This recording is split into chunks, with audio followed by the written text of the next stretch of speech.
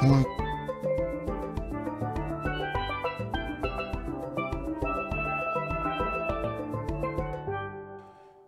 to episode 121? 121, I think. 121 or 122, right? 121 on the Corey Shepherd podcast. Welcome back to everybody who's been listening. Thank you for tuning in. And I want to say before I start, I'm looking at my list of topics to talk about today, and I'm saying, but some of these things happened so long ago. But what happened is last week I published the episode with my mama.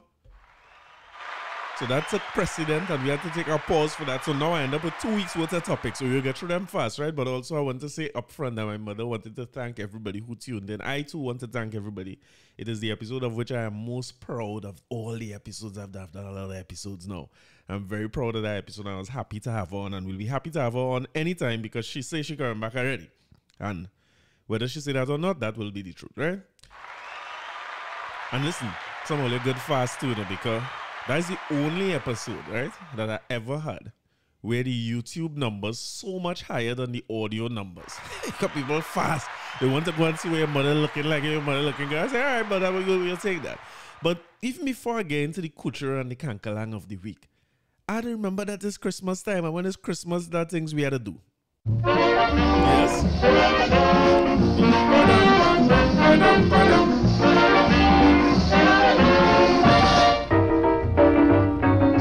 Christmas, small I always believe. Father Christmas does come on Christmas Eve. Tells us small I always believe. Father Christmas does come on Christmas Eve. When I was small I used to hang up my stocking. So much I used to get Christmas money. Now I big like a man. Last year I hung up my rice bag in front me door. Oh me darling, Christmas morning I wake up early to see what Father Christmas bring for me. He put a police in a short pants with a warrant for me for wife maintenance. Lord.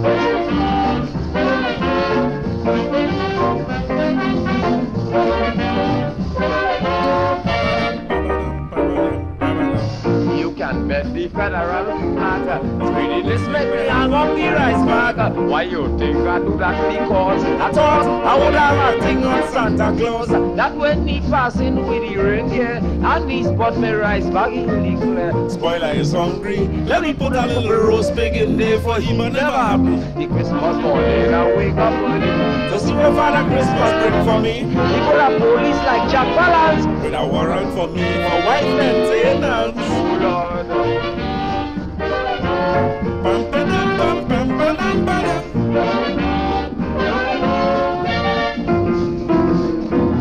I never see more in my life. How the man know that I doesn't mind my wife? Right away I start to study and decide lawyers to make inquiry. I tie the police in the kitchen. I run down the road and I asking. I start to shake when I hear Mother New Year's giving the rake. Oh my darling, Christmas morning I wake up early to see what Father Christmas bring for me. He bring a police and Jack Palance with a warrant for me for wife maintenance. Oh Lord. Boys, yes it is spoiler.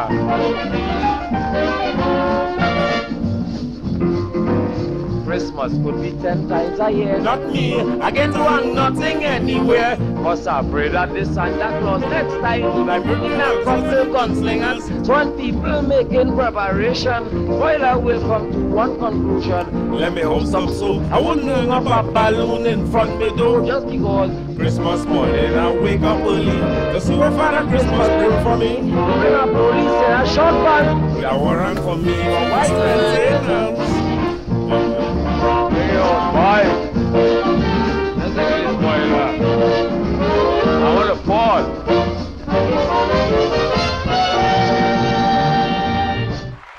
Voice of the man they call the spoiler. One of the greatest to ever do it, the most comical and humorous calypsonian storyteller from the beginning to the end.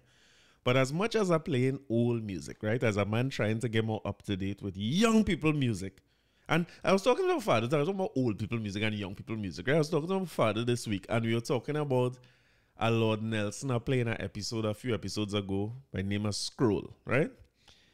And, he was talking about that's a nice one, and it was even before his time and them kind of thing. And I always marvel at how fresh some of these songs sound when I play them on the podcast. And a few people has always reached out to me and say, even though they was never into calypso and they never know it and think they like some of the oldies when I throw them in, right? One of the things I want to say about old and young people music is that a hit song is a hit song. Hit songs is always for young people. Sometimes when we look at Lord Nelson now at 91 years old, or Kitchener passed away, God bless his soul, or Sparrow in his old, it's a song like if these songs they sing when they was old like this. Like I had like Kitchener all the time. And one of the things I realized is I used to think that Kitchener was always old. You know, when you're born, the world starts. So sometimes you look at people who older now, like if number one, you will never get there, but my joints are telling me different. And you also look at them like if them born old. And sometimes they get born stupid, they was never young. But we had to keep in mind that when those songs like Scroll and thing was made, or My Lover, the songs that were hit songs, just like now, what governs a big hit is really the youth. Plenty soca artists will tell you, once you catch them cheering, singing your song and memorizing your song, you know you have a hit. The point I'm making is this idea that we have old music and we have this disposable way we treat music. Like I see people calling for, this is something I've been calling for years, where older music could be played during Carnival, older music could be played during fetes, and I'm not sure why they never had a Back in Times fete, but maybe it's something I will do one day, throw a big Back in Times fete where you cannot play music from the last year or even 5 years. Because the music that is a hit this year, it seems to be that we live in this disposable type of music era, which I don't like at all.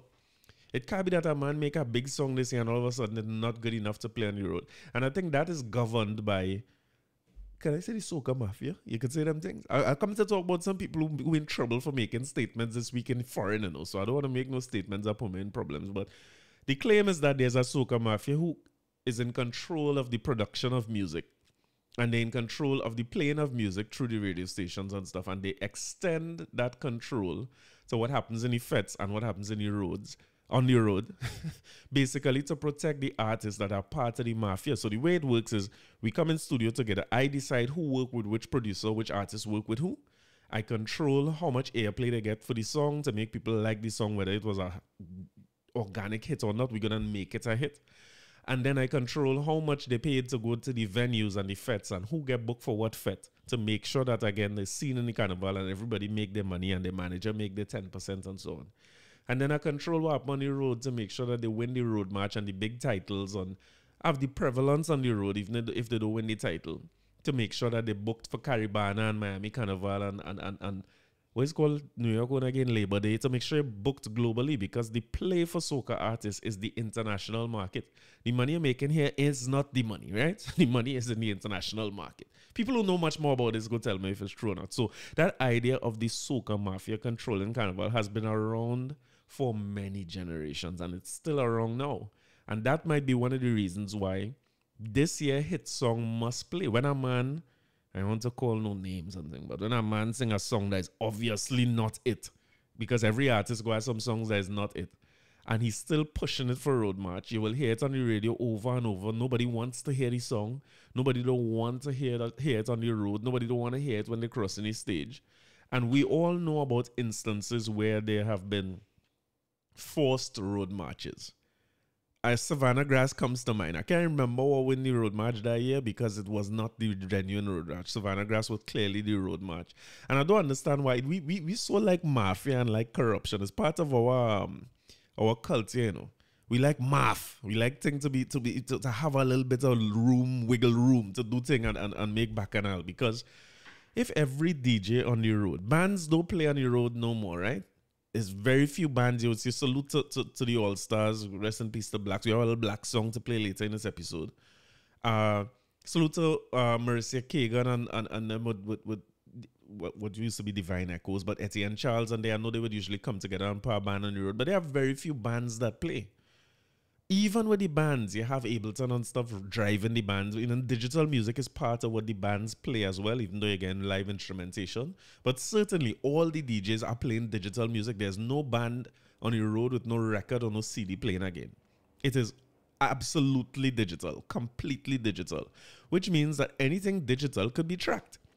If we wanted to, I could basically set up something on every truck that identifies what song was played on the road, how long it was played for, how often it was played. and how many people play it. And then we'll have a genuine road march, not a forced stage march where the soca mafia control what the band. So the band and the mafia come together. You know what I mean? I ain't calling no band name, but somebody band have plenty band, you know. So them done controlling the road march already. So when the band come together with the people who controlling who is the artist or something and they choose a road march, they have decided for us. It is not the people's road march anymore, if it ever was. And when that is done now, we crossing the stage to a song that don't make no sense, and then at the end of coming off on the dregs, they play Savannah Grass because the DJ realized like some people need to hear things. Or the band, the masqueraders now don't move till they hear the song that they want. But we don't need to do that. We could track every single song that is played on the road for the entire thing and then have a genuine road march. So when a man win the road march or a woman win the road march, somebody could be genuinely proud and happy that they win the road march and the masqueraders get what they want. You know what I mean? But I don't know if we're there yet, to tell you the truth. I don't know if we're there yet because we want to have a little bit of corruption thing. But anyway, I want to get up to date with music. That was what that whole spiel was about, right? And I promise only every week that I want a little song review. And I find like all these song review get to be soca. Like I and all getting lost in this thing. I forget it's Christmas season. I had to start with the spoiler. And I have a little Christmas song for we to check out here by one of my favorite soca parang artists, which is Kiegs featuring. Kiegs is a feature. He tell me here they say his song and it's a feature, right? And Afeisha Brown is his singer and Kiegs is on this song. And I have some questions about this song because I wonder if this song is really about parang. I will take in this one.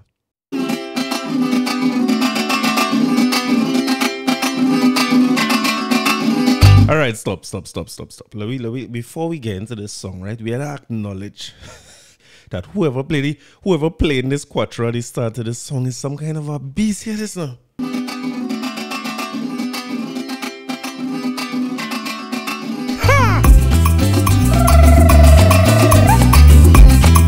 I like it. Never gonna need to go and pardon. The friend and fight me to come and take a jam by time. For problem number one, years I parangin since I was small. I parangin since before I could have played any instrument.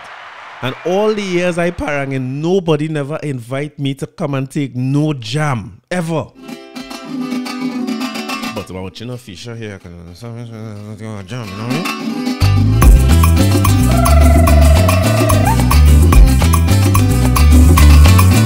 Yes? Never gonna need to go and pardon.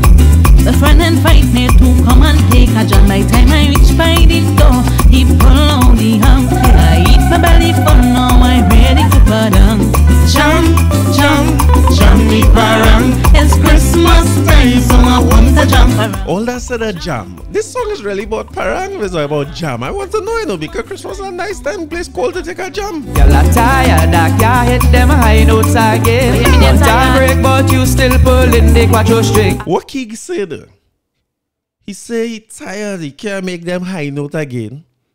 What a break, but he keep pulling the quattro string. Kiegs, is that what you said? We need to know, the people need to understand.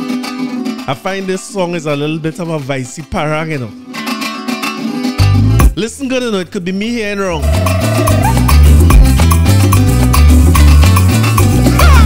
Never gonna need to go and pardon. The friend and fight me to come and take a jam. By time I reach by the door, he pull on the ham. I eat my belly full, now I'm ready to pardon.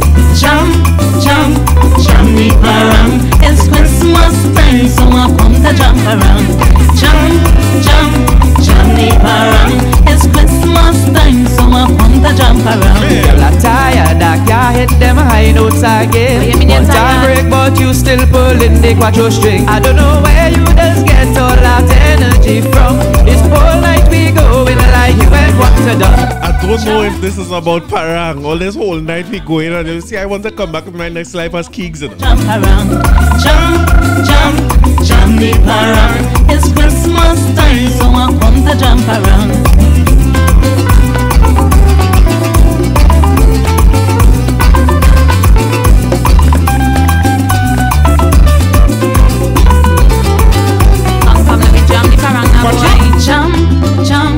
Jam, me parang. It's Christmas time, so I want to jump around. Jam, me parang. It's Christmas time, so I come to jump around. Jam until enjoyment till the morning until the next day. I don't know if it's about parang at all. But salute Afeisha Brown and Kiegs. Listen, that song is a bad song. As I said just now, a hit song is a hit song, right? And I know all the old talk and the kicks and thing, that is a hit song. And a part of the reason I'm a little slow on playing the parang, right? I don't know about all you, but Christmas time, when I start to feel Christmas, I just want to done work for the year, you know? And I had to admit that when the first time I heard this song was 2-3 weeks ago, maybe even as much as a month ago, a little slice of it on TikTok. And I stopped listening immediately because this, between that quadrillion piece of mandolin, them two voices in that song and everything, it started to make me feel in Christmas mode a little bit too early. And I had to take a pause because I would have done work for the whole year. So salute to Kiegs and Afeisha. We'll play a little bit more of that. I said Kiegs to play before Christmas too. Kiegs one of the greatest. A young legend in the soca parang game, right? But we have plenty little things to get into, you know what I mean? Plenty article, plenty. Where to start with? Start with the old news or start with the new news? Let me start with some of the new news. Let me go foreign first now. I want to directly address the fact that Dave Chappelle is the GOAT. Dave Chappelle is the greatest of all time. I do a whole thing breaking down one of Dave Chappelle specials here. And I saw him on SNL last week.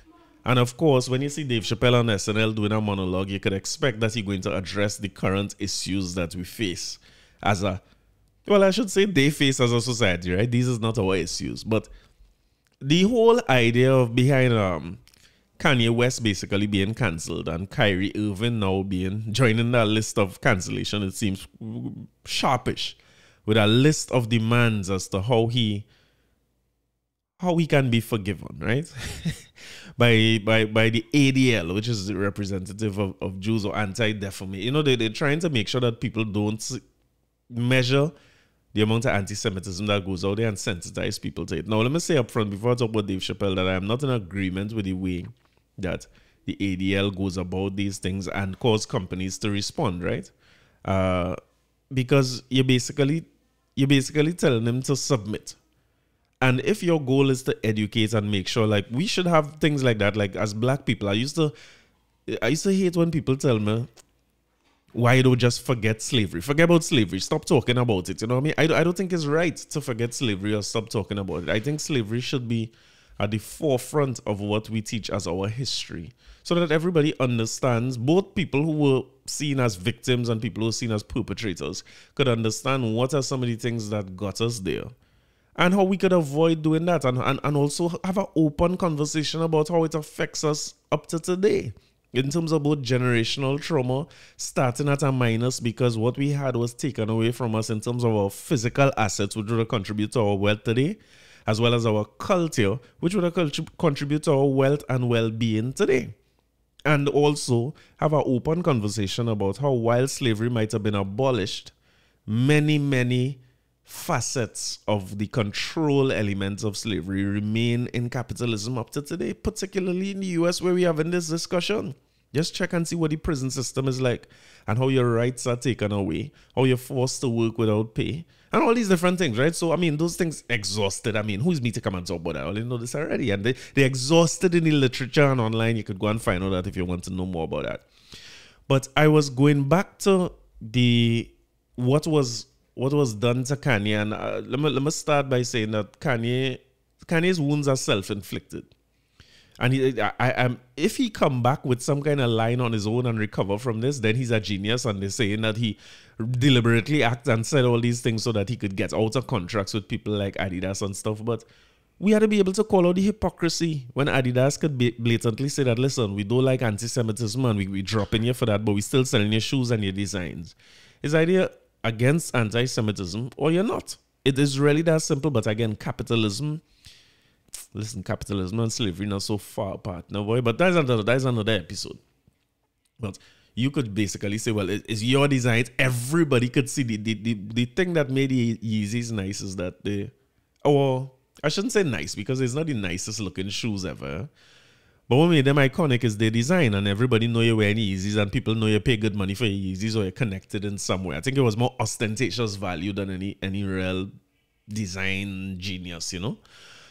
But because those designs are so iconic and you could see them and know it's a Yeezy, how could you continue to sell that with a good conscience if you're really against anti-Semitism or people who push an anti-Semitism rhetoric? I don't know what was the right way to say that, right? And he basically get cancelled. And I heard people talking about the way it was done. And a lot of people threw out the word lynching, right? What I want you to go and look for is something called the Willie Lynch letter. Just in case people don't know where this comes from. The Willie Lynch letter and the making of a slave is a document that is easily available online for anybody who want to check it out. And it was really a Caribbean slave, not master, but a overseer who was given and writing a paper. And it's almost like he have a training course. Now everybody's an expert in something. And from the time you get some expertise, the first thing you do is you go on Instagram and talk a lot about your area of expertise. And on LinkedIn and these places, establish yourself as a subject matter expert. Then you could start to sell training and coaching and white papers and so on. Willie Lynch was the social media influencer of his time when it comes to controlling African slaves. So I'm going to read a little piece for you, right? The infamous Willie Lynch letter gives both African and Caucasian students and teachers some insight concerning the brutal and inhumane psychology behind the African slave trade. The materialistic viewpoint of Southern plantation owners that slavery was a business and the victims of chattel slavery were merely pawns in an economic game of debauchery. It's a long document, right? So I can't read through all of it. But what was one of the main things that came out of it was basically he was summoned for his expertise to come and help people in the south of the U.S. to understand how to control slaves, because there was a lot of pockets of revolution happening in the States. And they wanted to know what was being done in the Caribbean that had slaves so well behaved and under control. Remember, again, it's a capitalist system, right? It is, as they said, is crudely about business. Yeah, especially the slave owners in the South. It was about business. It wasn't about the people, because they saw slaves as less than human anyway. So it was chattel trade. It was like basically livestock trade to them. And he was basically a man who was, it's called him a real good operations manager, who you're calling to get to understand how to run your business properly. And one of the main points that Willie Lynch had was find the biggest one. You want to take a read here? He said, in my bag here, I have a foolproof method for controlling your black slaves. I guarantee every one of you that if it's installed correctly, it will control slaves for at least 300 years. My method is simple. Any member of your family or your overseer can use it. I have outlined a number of differences among the slaves, and I take these differences to make them bigger. I use fear, distrust, and envy for control purposes. These methods have worked on my modest plantation in the West Indies and will work throughout the South. Take this simple little list of differences and think about them. On the top of my list is age, but it is only there because it starts with A. The second is color or shade. There is intelligence, size, sex, plantation status on the plantation, attitude towards owners, whether the slaves live in the valley or on the hill, east, west, north, and south, and so on, right? He says, so but now that you have that list of differences, I shall give you an outline of action. But before that, I shall assure you that distrust is stronger than trust. Envy is stronger than adulation, respect or admiration. He said, don't forget, you must pitch the old black male against the young black male. The young black male against the old black male. You must use the dark-skinned slaves versus the light-skinned slaves. And the light-skinned slaves versus the dark-skinned slaves. You must use female against male. You must use male versus female. You must also have your white servants and overseers distrust all blacks. But it is necessary for your slaves trust and depend on us. But it is necessary for the slaves to trust and depend on us. They must love, respect, and trust only us. Gentlemen, these kids are the keys to control. Use them. Have your wives and children use them. Never miss an opportunity. If used intensively for 1 year, the slave themselves will remain perpetually distrustful. Thank you, gentlemen. The main part that people talk about with Willie Lynch, beyond, and I want you to understand how deep it goes. So understand why some of the things are so prevalent in our society today, where light skin versus dark skin, male versus female, old versus young, in terms of the contention we have as a race of people in fighting in the race, right? I'll get to why that keeps us disorganized now. But beyond those things that were said, and those things usually go missed, because what people usually go to is the idea of buck breaking, right? he basically put in the document that what it could be compared to is treat them like horses. Forget the fact they're not humans, they are horses. And if you have a male horse and a female horse, one of the things you could do is treat the loudest or the strongest female horse and the loudest or the strongest wild stud horse, the male horse, in a certain way. And that's why they came up with the term buck breaking. So it was about making sure that you get the biggest, the meanest, and most restless one. Strip him of his clothes in front of the remaining males, the female, the infants. And I'm leaving out a certain N-word here. Tar and feather him. Tie each leg to a different horse in opposite direction. Set him on fire. And beat both horses to pull him apart in front of the remaining people who look in there. Starting with the N-word. The next step is to take a bullwhip and beat the remaining male to the point of death in front of the female and the infant. Don't kill him, but put the fear of God in him. So in other words, rip one completely apart. The biggest, baddest one, rip him apart with horses. And then when I have the rest of them who remain after I kill them, I ain't killing them, but I put in the fear of God in them and beat them to smithereens. I'm looking for a word like beat them to a shrivel. You know why they didn't kill them? Because he say, don't kill him, but put the fear of God in him, for he can still be used for future breeding. So in other words, they're keeping the big, they destroy the big one, right? But the other big ones who bad and want to revolt and thing, they're beating them till they get timid. And then they use them for breeding because they say them fellas and them blood good. If you get some big ones like that, they could work, right? So not to make this a morbid opening to episode, but this was what people were comparing Kanye's stripping of his wealth to, right? And when you're able to strip him of his wealth publicly like this, so in other words, we don't have the fear now is not the meanest and the most restless or the biggest or the strongest. The fear now might be the loudest and the wealthiest, which Kanye is definitely that, right? Even before, well, whatever you want to call it, if you want to call this manic breakdown or whatever. You remember George Bush don't like black people and all those things? He seems to be one who is willing to, go and listen to him and Jay-Z's album, N-Words in Paris, and you'll understand where I'm coming from. He's open. He openly speaks about where we are as a people, how we treat it, and so on. And whether it's for selfish gain or whatever, this has been parallel to Willie Lynch's theories, because you took the biggest one and you make him an example, and you do it in such a way where you can't. The other big ones now, your weapons are frazzled, because a lot of people who have a very big voice in our culture and our community who could speak up against. Not necessarily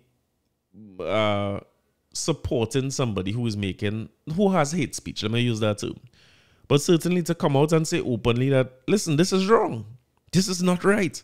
Yes, he might have said things that are hateful and mean to both black people or Jewish people or to people in general, if we are all supposed to be one. But this is not the way to strip him of all his wealth and keep it for yourself. So in other words, you don't have to pay him any royalties again, but you could continue to sell the product. This clearly is not it. That is unfair. It is hypocrisy. But the biggest black people in the media are not saying that. And it's because of the whipping that's taken on behind the scenes. The virtual whipping now, right? Because they can't say it. They're working on networks where their job is at risk if they present anything but support for the idea that Kanye must be stripped down to nothing. That is not right. If you have a fear of things that somebody says about you, educate them. I don't think it's right for you to decide on what his income should be and where he should bank and when since are these things allowed? In the land of the free and the home of the brave? Would this being condoned now?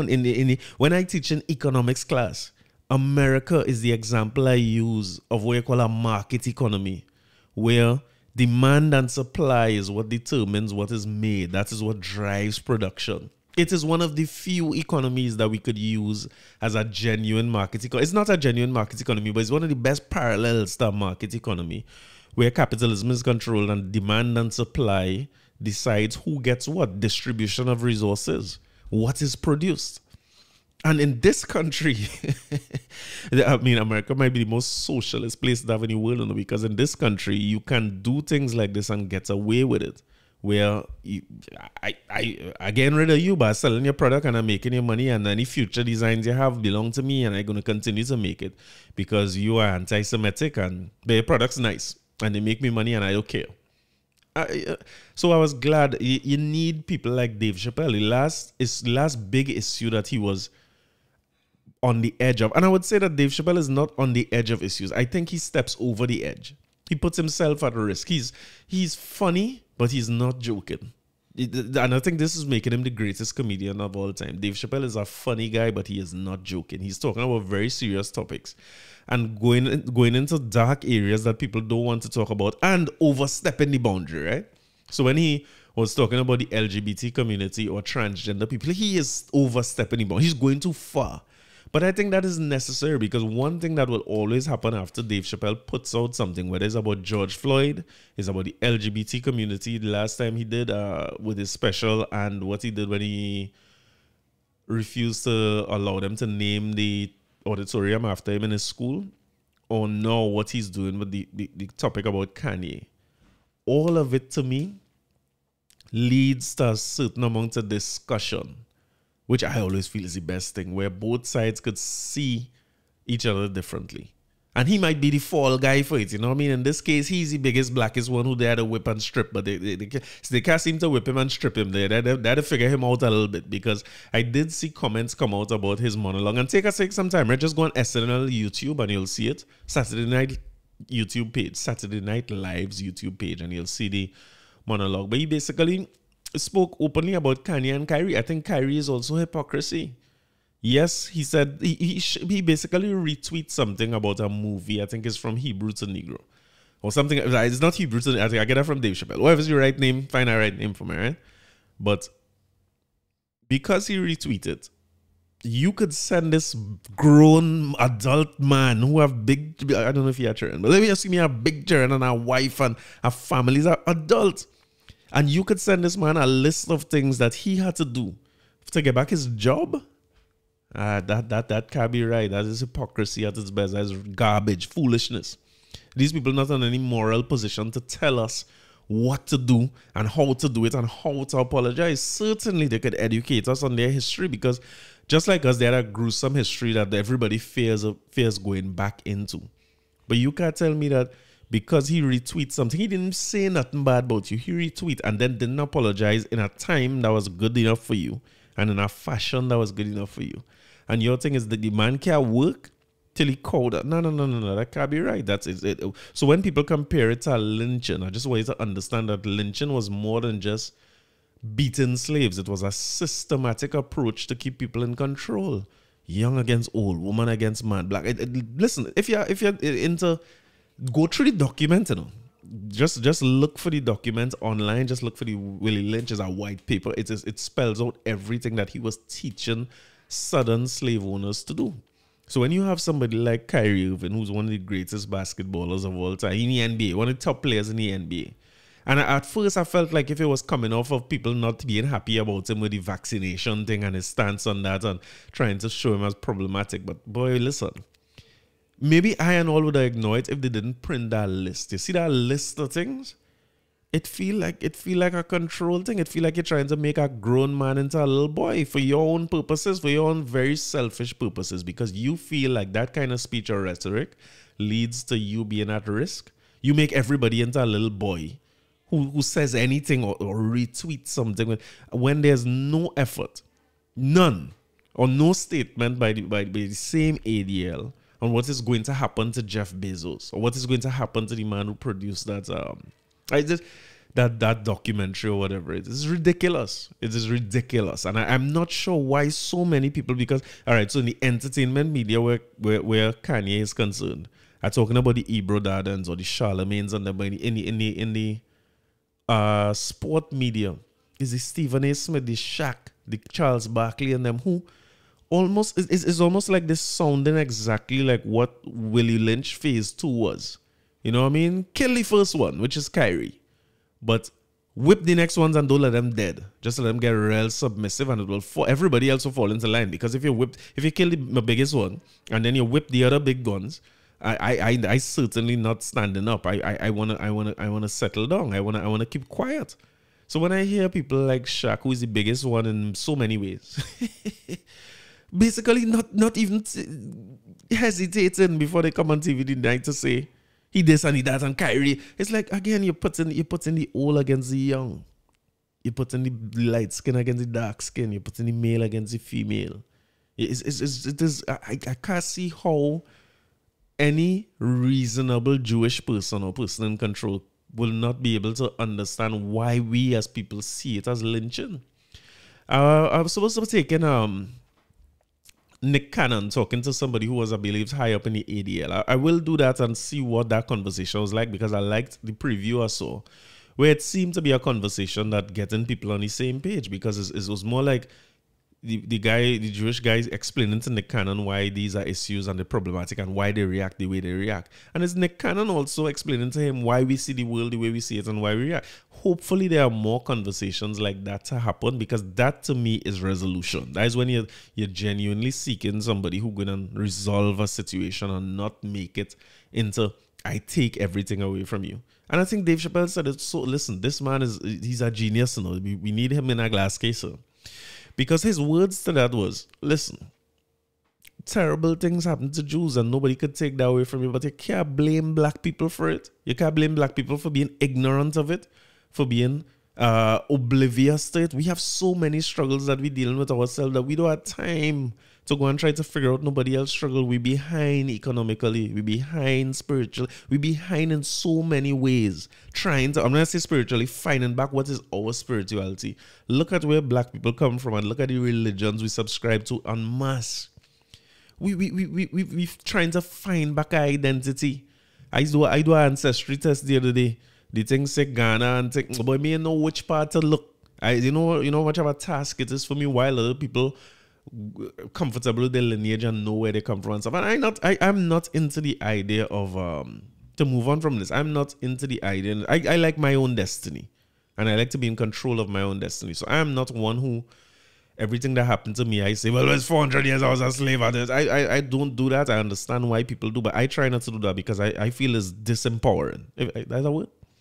I rather be empowered by the things I can do and I can achieve, and I let me strive to get where I feel I could get, regardless of where my start was. Even though I feel like people had a head start, I don't let that stop me from doing what I do every day, because it had plenty of people who had a head start on me in life and I blow past them already. So it doesn't, and many of us had, including Kanye, Kyrie, Jay-Z. Many people have blown past people with the head start that they had. So it's possible for us to do, and I have to continue to believe that it's possible for me to get where I need to get. But I just wanted to start this episode by calling out the hypocrisy. I mean, it's ridiculous. And the media, the black media, is so disappointing in these two cases, because you can't condemn what a man say or what a man do without taking away his livelihood and everything. Or again, going back to Chappelle say in a special a long time ago, he don't want no sneaker deal. He say if Martin Luther King had a sneaker deal, they would have take his sneakers away for his rhetoric.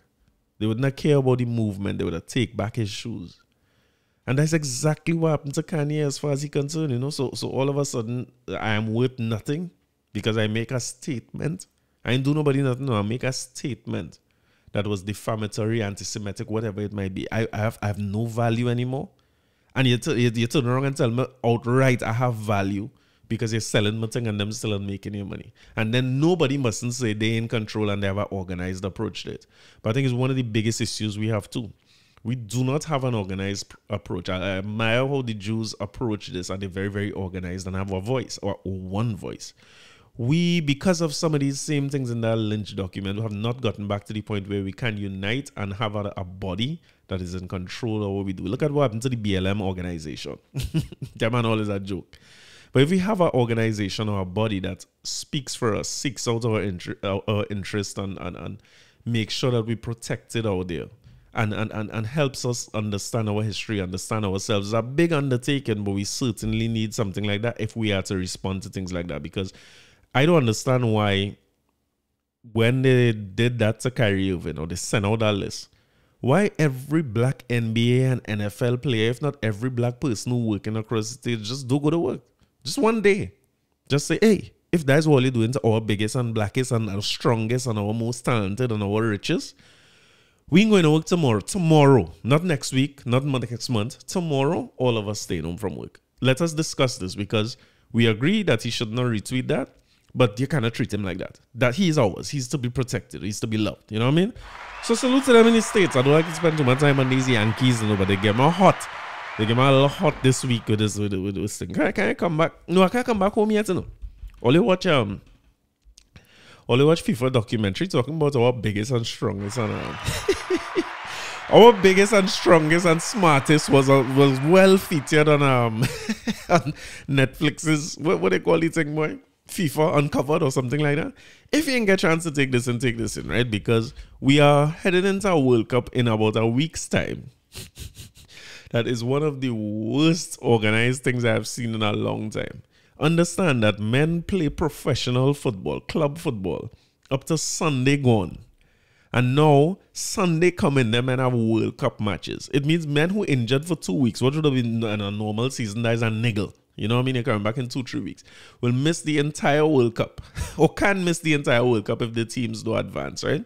Star players, you're dependent on them to sell the World Cup, both in person and TV rights and all that, could miss out on the World Cup because of little injuries. Remember that in a normal year, time February, March, most people done play. You will have Champions League final and them thing, but there's 22 people in the Champions League final basically that could go to the World Cup. Most footballers done play by February, March, maybe April.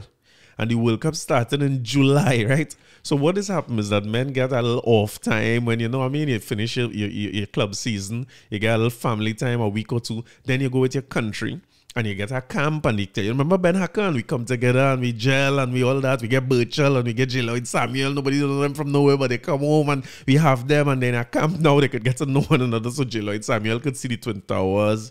He said, understand that Tobago is our next island. You know, you had to teach him the country a little bit. And when they come together now and they do their camp, they could do practice matches, you know, get other people playing, not just your first 11. You could also get subs, get them a whole game because you might need them during the World Cup and all these things, right? It makes sense.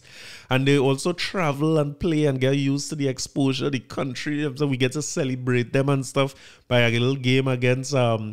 we play somebody here after we qualify. I want to say it's Chile or something like that. And you know, the country celebrate, then we send you off. You go to the country that you're talking about a couple weeks in advance, acclimatize yourself and everything. And then you have your first World Cup game, quite in July. Now, we have men who must be gone. Like I see a man posted this week. He said men must be went on the plane muddy from their last game to go straight to Qatar. And they have plenty of acclimatizing to do in Qatar because of the heat. So if you didn't know, the World Cup was awarded to Qatar, I believe it was back in 2012-13 kind of thing, which is where that scandal started that get Jack Warner out. And a documentary was done. I think it was pretty well done. It gave me some insight into what was happening too. A lot of the things that was in there I didn't know before, even though I was following that scandal. And a scandal it was because now we are at the World Cup that caused FIFA to crumble. And this is a problem. When it was in summer, the average temperature in Qatar is 108 degrees Fahrenheit. I was in Atlanta one time. I experienced 100 degrees twice, right? One time I was in Atlanta in a zoo. And this year, August, was in Miami in the zoo. I'm not going to no zoo. That is clear. The zoo is not for me. So, a good partner, Edmundo, and Edmund stand up. And the place so hot, we were running and get ice cream in a little place in the zoo, right? And when I come outside, I remember Edmund, the shock on Edmund's face. Edmund said, hey, you have to eat and you can't stand up with the ice cream. This in Trinidad. When I look down at it, the whole ice cream is melting all down my hand like them children when they have their little school party back in the day. I talk about we now get the ice cream. You know? But again, because it's so hot, and I'm not accustomed to that Trinidad hot, yes, but you can stand up with the ice cream outside in the heat and take your time and eat. Not there. So imagine footballers having to play in 108 degrees, but in Qatar's bid, they said that the stadiums would be air conditioned. So the players would be fine and the fans would be fine. But somebody in their wisdom, thank God, came out and said, but what about the fans when they're not at a game? The fans had, I remember what it was like in Germany, your car. You have to travel all about, you're on the train or on the tram or whatever it is. You're walking long distances because everything is fascinating when you're in a different country. I was in Dusseldorf for a while for that Dortmund game. And throughout Dortmund, and we toured, we went and do things. You know, you're there for one game, so all the other days you're going to do as much stuff as you could do. So somebody in their wisdom say, but hey, Real fans might die in this heat because people going to drink heavy, lime late, run home. Well, Carry no woman over there. Carry no woman, right? You know what I mean? So, but when that happens, people start to collapse all about it's going to be a global travesty. So somebody move it to the Christmas, which is what we have now. The temperatures are lower and everybody hopefully safer. But it's not good. I think a lot of players are going to get injured in that opening round of the World Cup because they did not have enough time to rest from the competitive game. Remember when you're playing for a team like Manchester United, everybody on your team is stars. Well, maybe I shouldn't use them as an example. You can Ronaldo say they treating them good, stand, you know what I mean? But maybe there's a bad example. But your 11, when you're playing with a club, probably better than the 11 that you have on your national team, unless you are Argentina, Brazil, Germany, Portugal, maybe. You know, those big teams have a real strong 11. But most countries, right? Most countries have a Dwight York, a Latapi, and then plenty Theo Ball. A lot of Theo Ball. It's a lot of Otis Whitley and Sid Grays on every national team, right? So the issue is this: the work you have to put in as one of the stars on your national team is going to be, and you're never going to rest, you're never going to practice matches in between, and you're running out there. You see that first round of the World Cup, you are going to see a lot of injuries and a lot of breakdowns. Thank God somebody in their wisdom have a 5 sub rather than 3 subs. I strongly believe that one of the reasons the 5 subs came into international and club football is to do with this very Qatar World Cup. They had to do something in advance of this because it's going to be bad. It's probably going to be the best World Cup we ever see in terms of competitiveness. It might be the first World Cup we ever see in our lifetime where underdog have a real good chance to win because real people going to be injured. Real people not at their best. They're not at their fittest. They're not at their most rested. But still, it's a World Cup, so you watch it. I'm eager to take it in. I like Argentina. I don't like to say I'm back in the other side, but Trinidad. But I like Argentina. I hope Messi get a World Cup before he go. But I think this could be USA. Yeah. This could be one of them World Cups where one of them underdog teams, like the States, could win. Because one of the differences with people like the States is they're professionals who on their national team plays for nobody. Them very rested. Them are once, Messi is the GOAT. Well, a real GOAT playing for USA. There's GOAT. Them and nobody good on that side. But they're rested and they're fit. So you're going to see a different quality of football coming out from countries where all their players not coming from a club last week. You're going to see a different quality. And mark my words, this might be the World Cup on the underdogs. But we taking it in. But take some time and taking FIFA Uncovered or whatever the name it is. Because your boy Jack, what's getting me vexed in that documentary? Spoiler alert, right? Skip past this if you ain't watch it yet. But you see that white woman who looked like he was Chuck Blazer girl, who only talking about what Jack do? Your man is a big thief, right? outright. He's a big thief and big. He ain't no joke. But I don't know what they put him on the same plane with Mandela for this man weighing down the plane with good Mandela. You know what I mean? The plane could have dropped out the sky with Chuck Blazer belly when she talking about, and Jack Warner, he got the 10 million and he didn't give Chuck any money. Chuck was supposed to get 10%. He thief the 10%. Thief from thievers make God laugh. What the hell is wrong with these people? And she's so righteous talking about this thing. I don't like these people, and I don't like not white people or Jews. I don't like these people who talk like this. Like if he was this great thing and this, the man corrupt like hell. He corrupt with Jack. Only make a deal from South Africa to collect a 10 million. So Jack apparently get Mandela to come here and all that. If you remember them days, that was a big thing in the country when Mandela came and all that. And on top of that, he get $10 million to get the votes to go for South Africa. There's $10 million US. You see why Jack could retire safe and why he was the most favorite, the most beloved man in the UNC. They love him too bad. But Jack is on a next level. They couldn't do it out to become money running 10 million US. Shaka Slop in the documentary at one point say there's $100 million completely unaccounted for. 15 million US dollars is what he said from that World Cup 2006 campaign.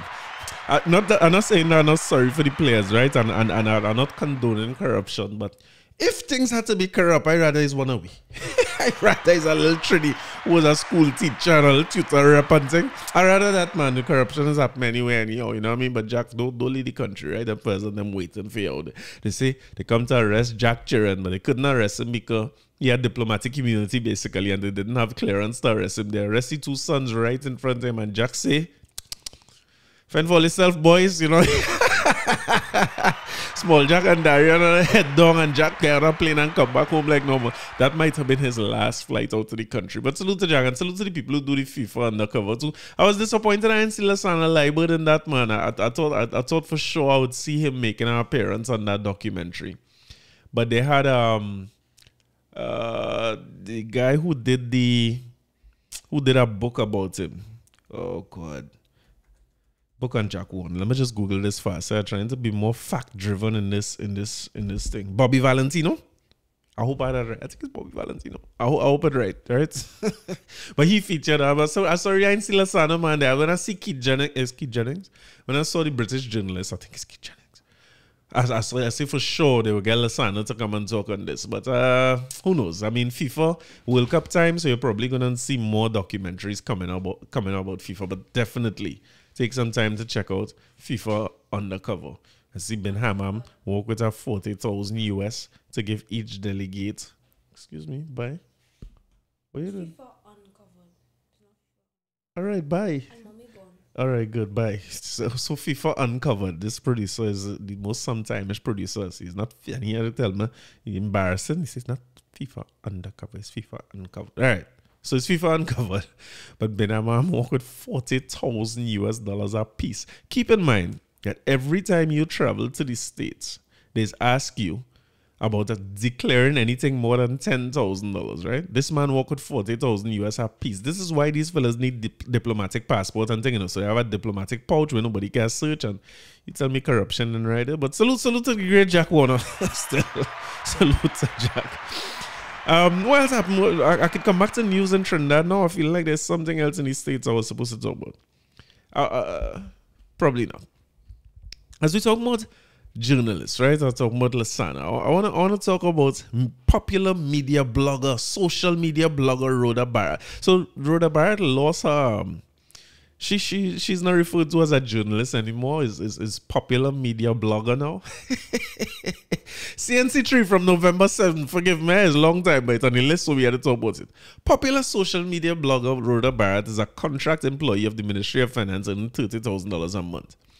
This was revealed through several sources, which include a question in Parliament and a Freedom of Information request to the Ministry of Finance. On Friday, Colin Mimbert responded to a question when for a written answer from the opposition, which asked, will the minister state a position held by Rhoda Barrett as the National Lotteries Control Board or any other publicly stated fund? So whatever it was uncovered that she was making $30,000 a month. Now, let me say this, right? I remember Rhoda Barrett is one of the people who I looked at a lot to pattern what I had to do as a podcast. So, you know, I like, she's very, I can't do what she does. She has a lot of facts and does a lot of research before she comes and talks. And talks about things with a lot more conviction than me because she knows, and she's straightforward. She's blunt. She gets her points across and she moves on. So she does. She has a page called News Source, which I subscribe to, and she does some lives which are extremely informative. To the point where I had to stop watching them so much because I started to not have an opinion about what I come to talk about after I watch Rhoda Barrett. Same thing I say about my boys Jude and Naldo and AP68, I tell Naldo the other day, I said, Naldo, I cannot talk after I listen to all, you know, it's influenced what I want to say too much, and I don't want to sound like I just repeating what somebody else say. And them fellas and them breakdown. They did a breakdown last week about that whole situation on Kyrie Irving that you have to go and listen to. It is the best breakdown I've heard, maybe on any topic in a long, long time. It make me feel not to talk about it no more, to be honest. And that is why I stopped listening to so much of these things. I think I had to do my own thing, you know what I mean? Now, Rhoda Barrett is definitely one of those people, always spot on. And I actually found that it was surprising that this was a story. But because as a follower and I used to watch this a long time, right? I always remember there was an episode where she brought Colin Imbert on. And up to that point, not that I doubted her name has been around for a long time, and she's a professional journalist. I didn't know she was a social media blogger. I thought she was a professional journalist. But apparently, you're not a professional journalist unless you're working for Guardian Express or Newsday or one of these, our own local version of the media controllers, right? You're just a social media blogger.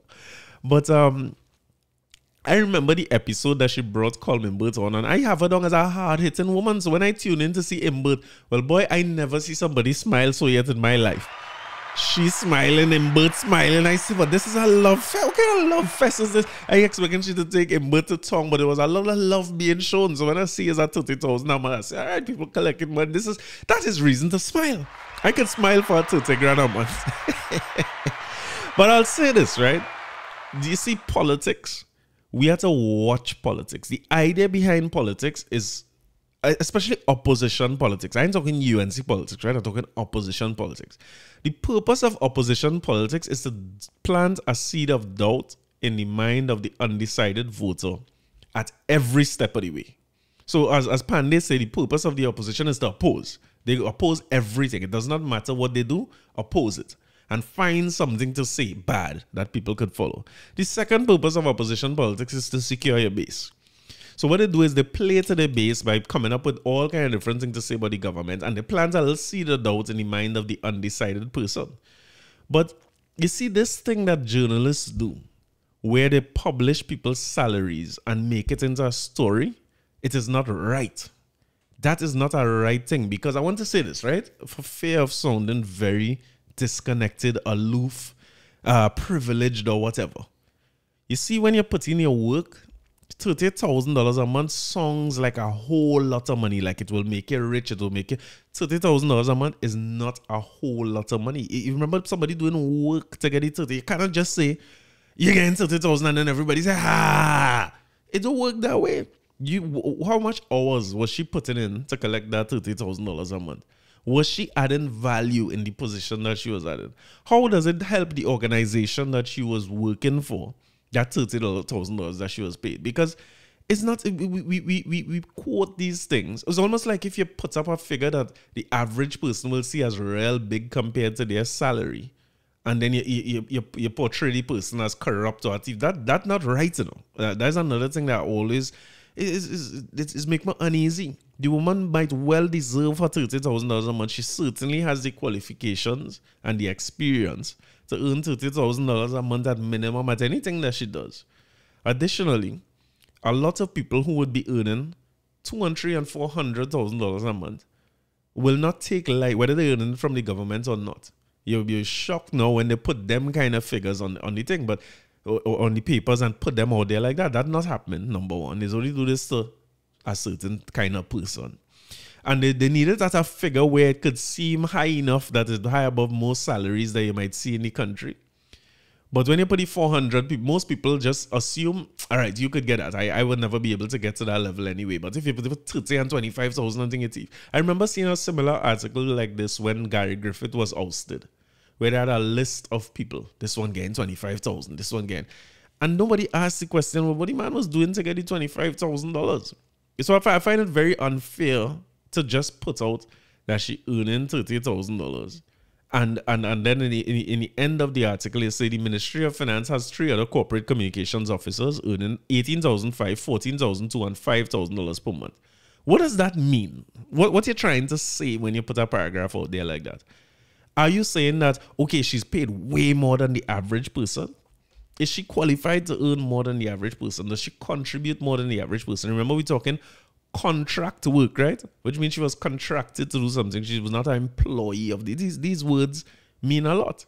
So if you have me on contract, if I bring my company to you to do something and I charge you $30,000 to do it, it's up to you to pay it or not. And it's up to you to ensure that you get plenty more than $30,000 worth in terms of what I bring into the table. It's also up to me. If you're giving me $30,000 a month, I want to make sure that I'm giving you value for your money as well. So when you say 18,500, how much hours that person on contract was putting in? Were they putting in the same amount of hours as Rhoda Barrett? Is the hourly rate that gets Rhoda Barrett to 30,000 because of the amount of work she puts in?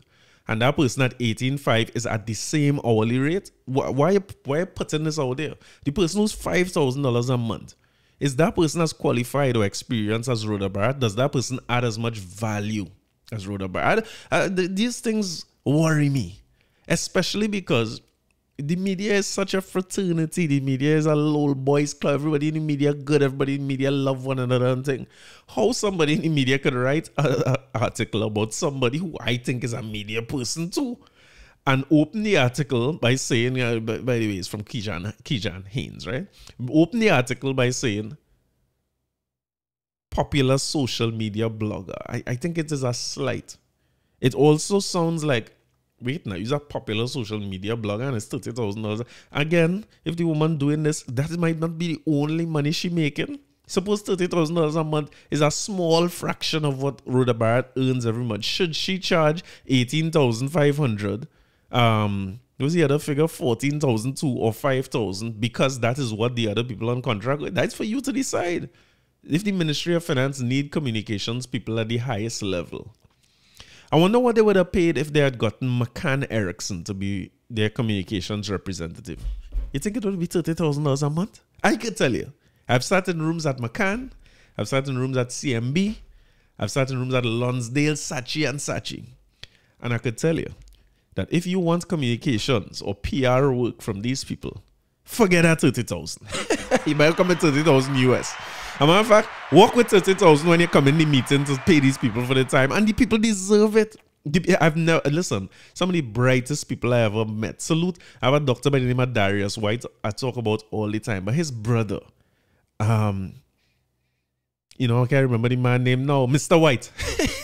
His brother was in charge of CME. One of the brightest minds I've ever sat in a room with and had a meeting with about marketing. It is surreal how these fellas break down marketing efforts and campaigns and stuff. They worth way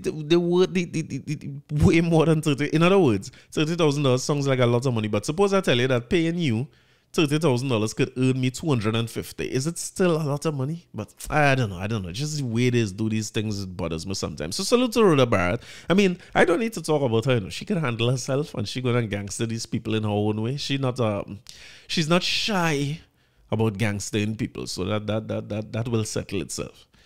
As we talking money, let me talk about the Ponzi scheme thing now. Ponzi schemes are now illegal. It takes some time, right? I wonder what they're gonna do with DSS money, boy. And as I talk about the fellas and them in my good brothers in the App 868 podcast, right? Check out them fellas, right? I always often wonder as to La Joquita residents if their podcast is funded by DSS collections and so on. You know what I mean? These fellas and them singing crystal clear and looking good every week. Looks like a lot of DSS money is being invested in that podcast. But it is now illegal to establish, operate, advertise, or wow. It is now illegal to establish, operate, advertise, or participate in a Ponzi and pyramid scheme. So in other words, it wasn't illegal all the time, which begs some questions for me, right? But I always have more questions than answers. If a person is convicted, they can be charged up to $10 million or up to 10 years imprisonment, according to a press release from Trinidad and Tobago Securities and Exchange Commission's amendment to the Securities Act criminalizes any prohibited schemes. The following is a press release. We can't read that press release. Right? There's too much a press release there. But the long and short of the story is that Ponzi and pyramid schemes are now illegal.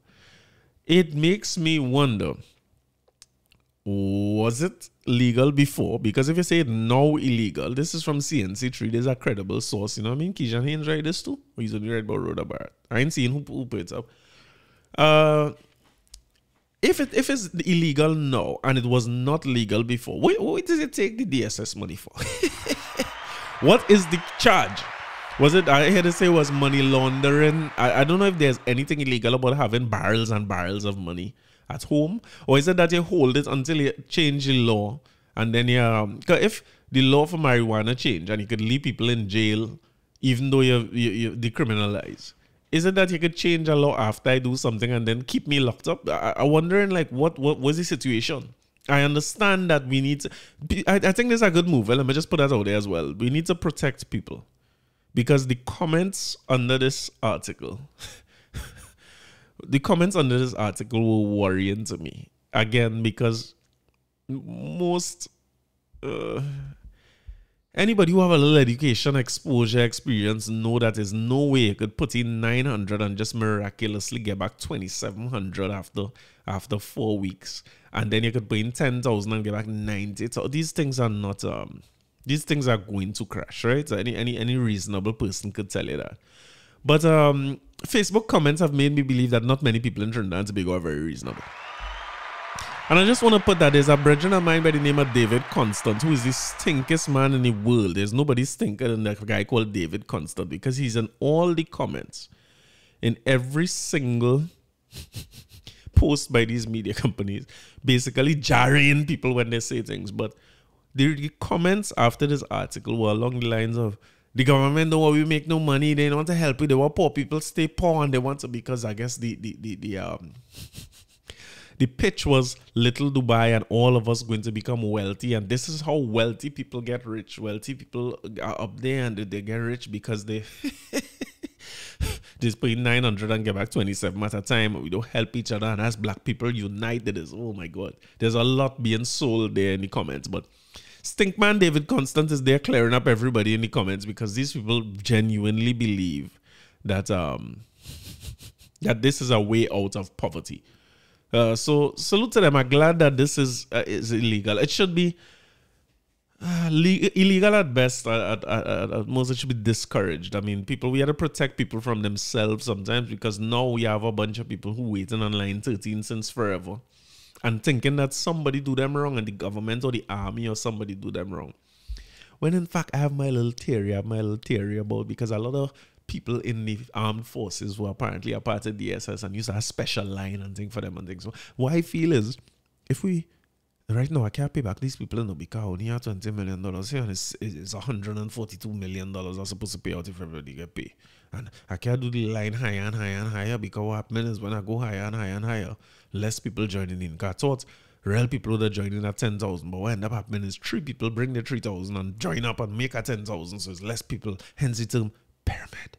So I can't pay all these people. So all you could do is all you come and raid by me, right? And when all you raid, we could just say I lock up for a day or two, and then little by little the evidence go disappear, and I go fat in Chelsea jerseys and so on. You know what I mean? Got terrible color coordination, Chelsea jerseys and army pants and very big chains and so on. And I'll be fine, and everybody will be fine, because they ain't lost much and it will look like the government. But then again, who's me to say these things? Let me try and stay out of libel and protect myself from any problems.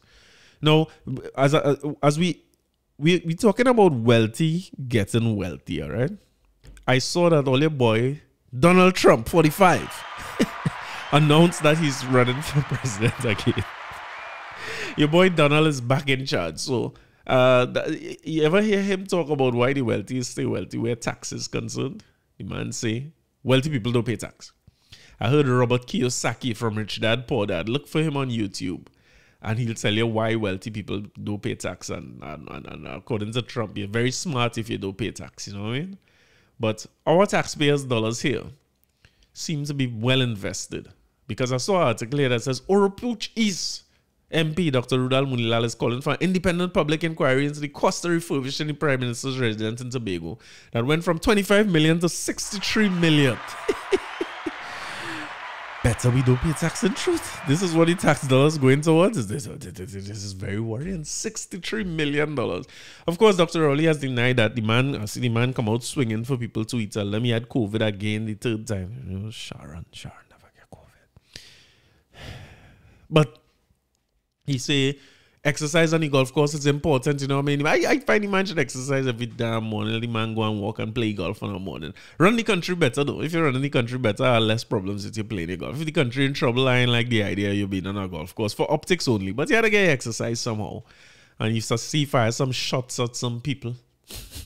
Tell them you get more exercise on the golf course than lifting glasses of vodka to your face every day. I don't know why you stoop down into these things, but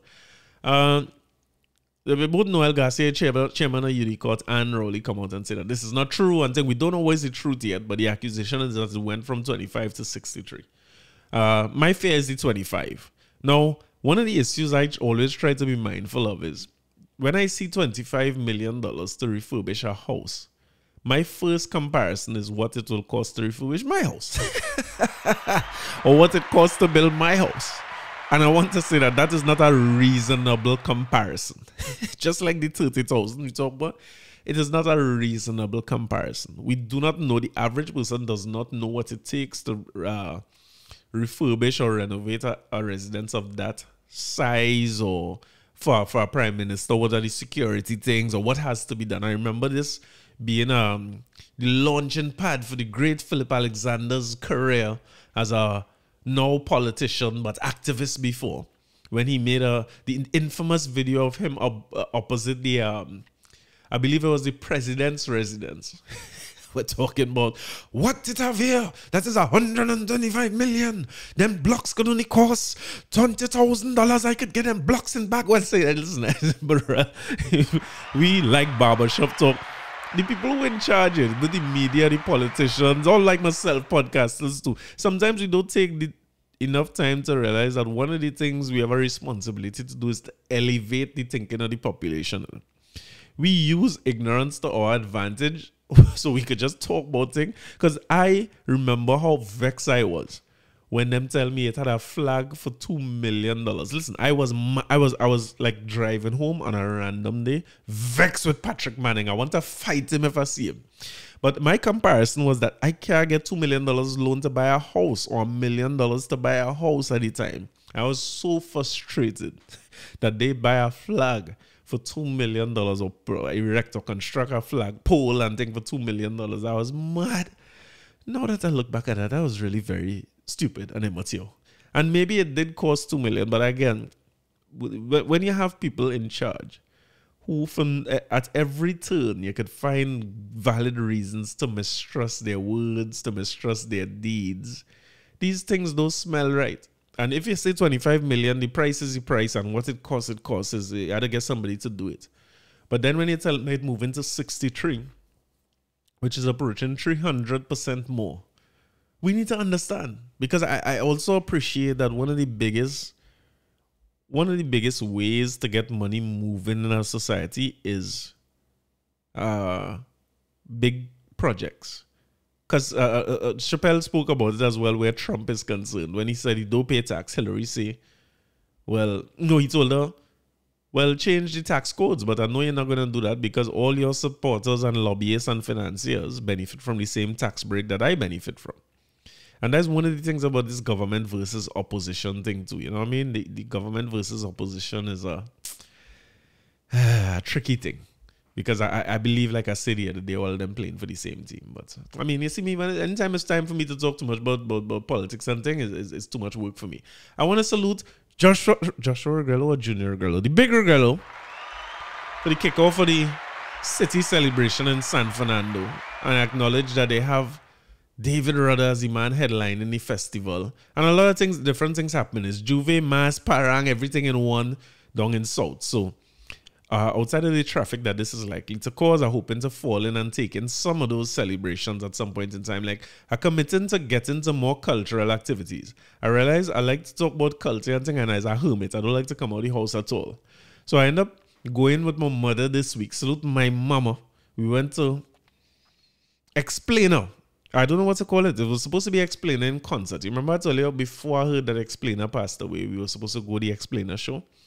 Well, his daughter, Stacey, his daughter put on a show, I guess it's like a memorial of him. So they had several different artists performing his songs. And I was glad I went, and we had a good time and everything. I'll get a breakdown of how it went down, but we had a good time, and that encouraged me to go to more of those celebrations. So I see a 10K run. I can't participate in that, but I'll certainly be at some of the events in South for this National San Fernando month. What's the right name of the thing? The celebrating the city in November here. I'll definitely be at a few. And I want to take a moment before I talk about Explainer concert as well to salute my boy Quinton Nichols, who's having a show on the 27th of November in Sapa, in Naparima Bowl. I go in there too. Listen, this man's work with us, and he turned out to be, I know the man's a big jazz singer and thing, so I definitely go in there and take it in. So if you go in there, I'll see you there. But we went the Explainer show, right? The show's supposed to start 8 o'clock. I work all day Saturday. So I went from San Fernando straight to pick my mother up in St. James and then head into the Explainer, right? I didn't want to make the same mistake I make when I went Napa to watch Mary could dance, because I never get to see Mary dancing. The place was so cold, we had to leave. We never see the end of the place. It was ice cold. So I make sure I'm a sweater and everything, because this one is not in Napa. It was in Government Campus Auditorium, but I say anything PNM Bell cold. So I still am walk with my little jacket and things just in case, right? And I went in the explainer show. It was close to 8. My mother's a woman, is move early, you know. So if she want to reach there for 8, we had to leave at 7:15. She don't play these games. So we went in, everything was smooth. They had the tickets and things. We went and we stood down. And when I walk in, the first thing I noticed, as a man who's been on a few stages myself and played in a few concerts myself and so on, I start to see cable rest down on the ground. And I see a saxophone man practicing. The whole band on the stage, but the saxophone man practicing a line there. And the first thing I tell myself is, this is not starting at 8 o'clock. There's no way at 7:30 you still running cable on a stage and that thing starting 8 o'clock. That means you ain't song check yet. There's not a microphone to be seen on the stage. I see mic stand, all the mic stand on them short, like they now come out the box. And so they had some teething issues, right? But long story short, them men start about 9 o'clock. Now, I telling myself, this ain't right, because think of the average age of the person who come in to see an explainer memorial show or pay tribute to explainer show. Think of the average age, right? Inclusive of myself, right? Because I can't sit down too long. My foot started to hurt. I had to move more. My foot all. This was not nice to start a show hour late. But we did for explainer and thing, and we good. Then they had the host come out, right? And I want to say that you see when you're doing shows, you have to pay particular attention to your host. Your host not just there, MC is not just there to carry on the show. Just last week I was talking to my mother about her role as an MC, you know. As an MC, you managing the whole show. You are the face of the show. Not more than the performers. They are going to see each performer for 10 minutes, but they're going to see you for the whole night. They're also going to see you first, and they're probably going to see you last. So I think that when they chose hosts for a show like that, they should probably get some hosts who have some experience doing that. I understand there was 2 DJs or announcers from 91.9. They was calling one Sawdust, I think it's Soji, and the next girl, can't remember the girl name. I'm terrible with names. I try my best to take notes and things like a real journalist when I went the thing about terrible. I can't even type right when I can't see it neither. But they hold it down still. But when you come out at a show at 9 o'clock, that was supposed to start at 8, what do you think is the first thing you should say to the audience when you come out? You know what's the first thing he say? Good night, everybody. All ready for a great show? Well, boy, I think he lose the audience immediately when he say that, because everybody was like, what?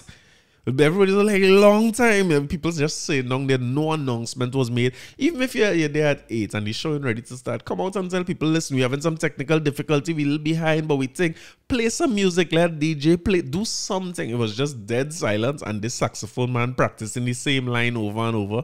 And the band nonchalantly there talking like if nothing is wrong. The song man moving smooth, like not everything smooth. Everybody cool. When this is why I can't do events no more, you know, because you see, when them kind of things start to happen and people reach, and we still, I remember doing an event in UE. So my boy Bert Hinkson was on the team with me. We had a hospitality team for opening of a new year in UE for freshmen, the freshers they used to call them, men who now coming into UE. And when people coming on to address the opening, a man on a ladder in between people playing a balloon. But listen, I want to kick down that ladder. Forget them balloons. Whatever didn't happen before 8 when we supposed to start, forget it. Nobody knew what you were planning on the day. Leave it. Leave it undone. I don't care.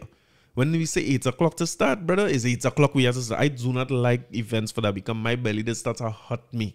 I start to get ulcers. When you see call time for events is 3 o'clock in the morning and men now rolling in 4 o'clock, I can't do that no more. But anyway, eventually the show kick off, and the great Sephram Joseph was the first performer. Now, whoever organized the show, this was a master stroke, because Sephram, with that audience the way it was, and I'm sure he might have been backstage there waiting for some time, but he is a stage man. He is holding down the stage. He come out there with 2 acoustic songs to open. Of course, they were all performing explainer songs when they started. And he came out with 2 acoustic songs, and he basically get everybody in the mood. He also played the song When Basil Come, which is a powerful song to me, especially after explainer passing, talking about clean up yourself before death comes, and that went down well. some people, I think the announcer girl name was Empress Smooth. Oh, I can't remember no more. But they have a few people on that show that I want to say is absolute stars, rock stars. There's a young lady by the name of Naomi Sinnett. I need to be a little closer to the culture for real, because this is I've never heard this name before. I'm sure many people who in and around it know her. But that little girl, let me say little girl, right? That young lady is a star. She's a rock star. The band wasn't the most rehearsed. You can tell there's not a lot of rehearsal with the band. They're playing from chord sheets and they can't seem to figure out the chord. It was a little, the band had a rough time. I think I can't remember the band name. Somerville was the band. Not that they are not a good band, but I don't think they get to rehearse with the artists enough, and they maybe didn't know some of the songs off. And some of the songs are sleepers, you know what I mean? It wasn't big songs alone they played.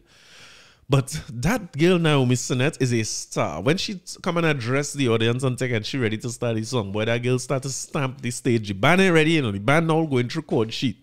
But she started to stamp that stage and get everybody in the audience into it long before the first chord on the song plays. She's a performer in real life. I want to see what else she doing. She's something else. Rhonda Donner was always good. Rhonda Donner was solid on the stage. As my mother says, she finds that he's a lot more interactive with the crowd and those kind of things. And he got a song to sing with Park It. I mean, he park it guy in the girl driveway. In Park It guy in the girl garage. A big song from Explainer. People like it. It was received well, and Ronald Donald seemed to be the right person to deliver that song. I want to salute a woman by the name of Lady Melody. Lady Melody's stage presence is amazing to me. Very tall, complete command of the audience. And she do a few songs, and one of them songs was a song that was written by Explainer. That was a theme for the night that I didn't expect to see, where artists came and sing songs that they said Explainer wrote for them. It wasn't just about them singing Explainer songs. And she had a song named Slice It Off there. I don't like it at all. I don't like, imagine what she want to slice off. It wasn't nice, but it's about rapists and thing, right? So we can accept that. And she do Don't Touch My Ass with another big song. But she is something else. When she say, all of them brothers just want to feel up. Hey, she is in complete control of the crowd. And I think one of my favorite Calypsonians now is Lady Adana. It's an Israel woman performing the men in the show. Lady Adana is now one of my favorite Calypsonians. My first time seeing her perform live. And she's now at the top of my list as favorite. She is not huge in stature. I see they set up the mic for her in front of the stage. She ain't holding no mic. She have the mic stand and she's singing, you know what I mean? She, shadow style from back in the day. Mic stand and sing. No hold mic and walk around kind of thing.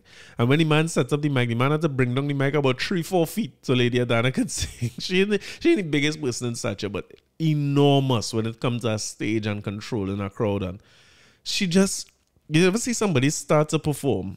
And sometimes the image you might have in your mind of somebody who doesn't take the mic and walk the whole stage might be somebody who's timid or stage shy and thing.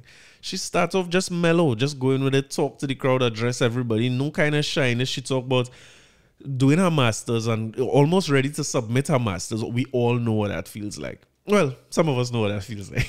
That was not a shot at anybody, right? But if you ever been there, that is difficult.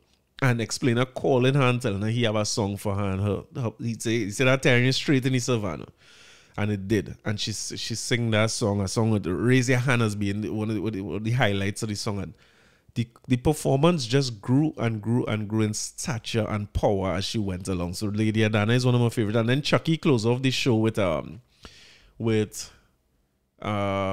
is the name of the song now? Lorraine. My memory is terrible. I ain't drink coffee for the morning, I'll forgive me. But the thing about this show was this. About after the fourth entertainer sing, I think it had to be 4 people. It wasn't even a good hour and a half of show that started an hour late. Them 2 MCs come on and say, all right, all ready for intermission, a half hour. Everybody in the auditorium is like, no, why? We now start. Men said, let's take a break up front. And these people insist that they're taking an intermission. So, of course, my mother and them is like, nah, we going home. We ain't going through this. There's too much. In my mother's words, we try to support these shows, but then these kind of things happen. So I went and dropped my mother home and thing. I think a little stiff one with Albier in the night there. And then when I was driving to head back to Shogunas, I said, let me go and take in the end of the show. I said, I'm going to have ticket or whatever it is. Let me take in the end of the show. I didn't say that whole show was supposed to be all my content for this week. So I could not see the end of the show and what would have happened with Lorraine and who performed it and stuff. But Chucky came on and did Lorraine, and Chucky's a performer. Chucky had the place rocking. He turned that place into a fete down in the end. One song that I didn't hear them perform was Horse. Now, I had to assume that by the time I dropped my mother home and I lime there 5 and come back, somebody do Horse while we was gone. Because I don't know if you could have an explainer show and not sing Horse. Because that had to be one of the bigger ones. So assuming some artist who was in between there would have done it and we miss out on it. But salute to the organizer, the explainer, salute to his daughter. It was very touching to see her on stage, and yeah, losing your father ain't gonna be no easy thing, and putting on that show. I'm sure explainer himself would be a big part of the organizing and the getting artists and putting the whole show together. So despite the little hiccups that they had and the little organizational things, I hope that she continues to do shows like these and, tighten it up and give us the opportunity to see more from these artists who, it's my fault that I really haven't seen a lot of them, but the Lady Adana, Lady Melody, certainly Naomi Sinnott, I hope to see more and more from them as time passes. As we on the culture, I saw my guy Michael Mondezie, one of my favorite people who always writing about the culture, talking about Tobago Carnival. He said Tobago Carnival paints a picture of hits and misses. The festival ekes by with a passing C+ grade. There are more cons than pros to report following last weekend's stagings of the Sister Island October Carnival. In the first instance, an overwhelmed air and sea bridge saw hundreds of commuters wait for up to 15 hours to secure standby flights on sailings to Tobago. Cal must do better. Their poorly organized system put a strain on both staff and travelers, resulting in heated exchanges between both parties at Piarco.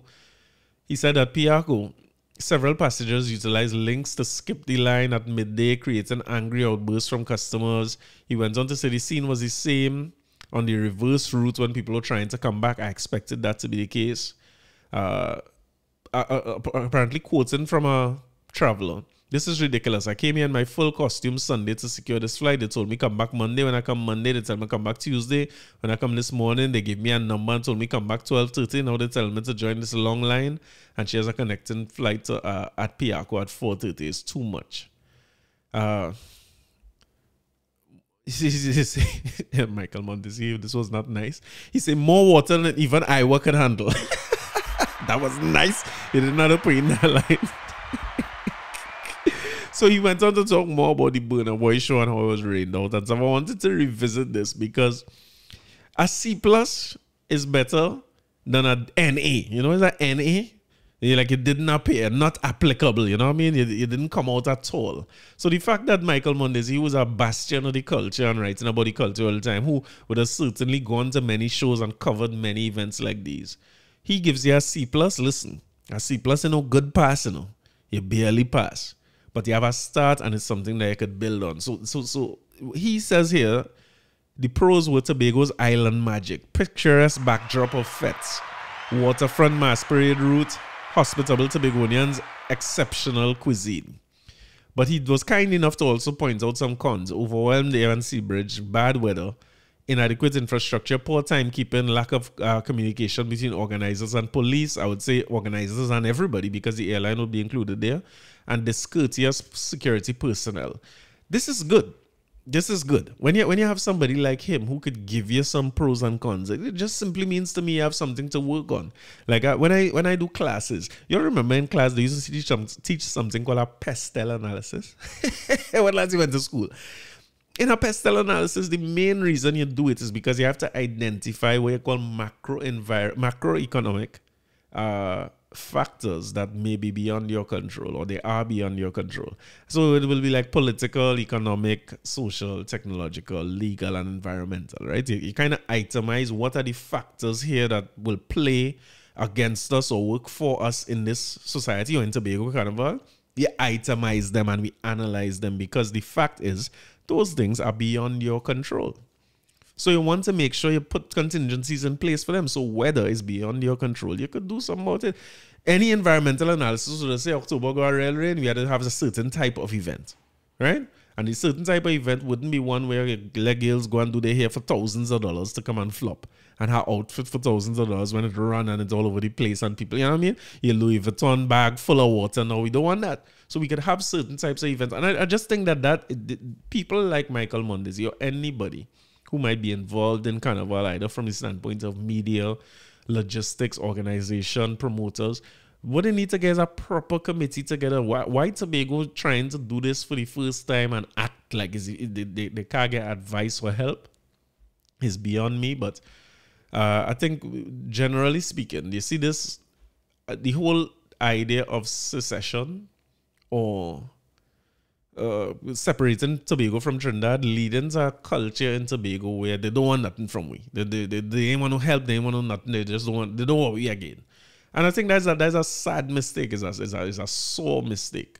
Whether you want to separate or not from the standpoint of governance, why not benefit from everything? Take any advice you could get, take any help you could get, and put on what should be one of the greatest festivals we have. But I think you all know my stance on that already. So, Tobago, I hope you all continue to have the carnival again. I don't like more worry about this and talking about this so much is because I don't want us to. I don't want it to be a one and done. I think there's a lot of opportunity in it, and we shouldn't waste opportunities like those. All right, well, my time up, so it's time for me to get a song to leave we on here this week and roll out. I know I promise always is Christmas and them thing, but they have a song I need to play because see a new release from a guy Blacks. And we had to take in that before we take in a Christmas song to go, right? So here your boy Blacks. One thing you never know when your end will come. We got to live good. We got to share. We got to live good with our brother and sister. Jump around like it makes me laugh. Spend your money like it makes me laugh. Throw your weight like it makes me laugh. Jump around like it makes me laugh. Spend your money like it makes me laugh. Throw your weight like it makes me laugh.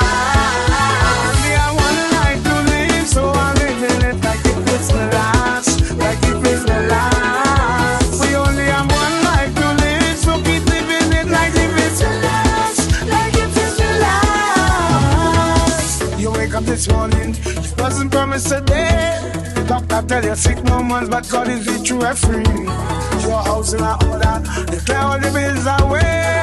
Those are the macocious people, them could say what they say. If I like drink, that's what I'm doing. Offend, that's where I'm going. They like they show up tomorrow, so the day then I'll be ruined. If it's summer, that's what I'm doing. Oh, church, that's where I'm going. They like they show up tomorrow, so the day then I'll be ruined. I only have one life to live, so I'm living it like it fits me last. Like it fits me last. We only have one life to live, so keep living it like it fits me last. Like it fits me last. Jump around like it fits me last. Spend your money like it fits me last. Throw your weight like it fits me last. Jump around like it fits me last. Spend your money like it fits me last. Throw your weight like it fits me last. Some of them human, but when you're sick and sad, it's genuine praise and love that's always keep you on guard. Mommy used to tell me, when your belly from small, them will eat and drink with you, but them do like your account. I like drink, that's where I'm going. Offend, that's where I'm going. They like they show up tomorrow, so today then I'll be ruined. If it's summer, that's where I'm going. Oh, church, that's where I'm going. They like they show up tomorrow, so today then I'll be ruined. Only I want life to live, so I'm living it like it fits me last. Like it fits me last. We only have one life to live, so keep living it like it fits me last. Now hear what I like this song, Absolute Blacks. Rest in peace to the great one, leaving me with something, and that going to be special on the road when it play. If the mafia don't stop it from playing, right? But I don't like that last thing, you know. To be honest with you, I don't have even foot problems here that make me seriously doubt if I could make two days on the road, right? I feel, I'm not sure, I ain't sure. I'm doing the work, I'm putting in the work in the therapy and thing, you know what I mean? I'm going in the gym, I'm trying my best here. But if I walk for half hour, now I'm down for a day. So let me see if they improve between now and February. But it's Christmas time, and parang I shall. And I want to play with one of my favorite parang in recent years? Soca parang, right? People tell me stop calling it soca parang parang. One of my favorite soca parang in recent years. Explicit, boy. Oh, no. Christmas coming. We had to forget we troubles. Yes. We had to forget we troubles. Yes. All your is stress and all of that pressure does how we vex. But look, Christmas coming. Christmas coming. It feel like you're walking around the clock and still out of luck. But look, Christmas coming. Christmas coming. Even if things not nice, you see in this life, we can't forget to take time to celebrate. You have to get real things done, but we will have some fun. So for this Christmas, I feel you walk away. Hey, my part, no, hey, my part. Never, before the Christmas over, come let we parang, let me make a parang down here. Never, before the Christmas over, come let we parang, let me make a parang down here. How will you tell them parang?